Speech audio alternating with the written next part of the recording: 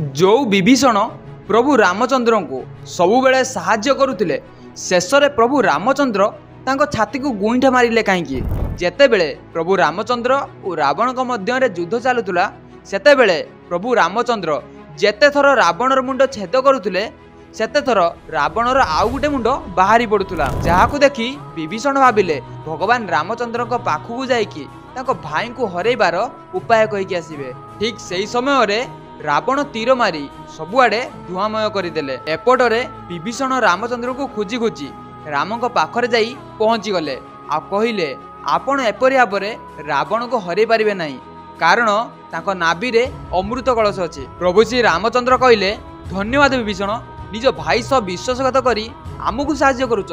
एति कही विभीषण छाती को गुईठा मारिले आ निज असली रूप को आसिले। कौन विभीषण निज भाई सह विश्वासघात करिबा ठीक थिला कमेंट रे कहंतु।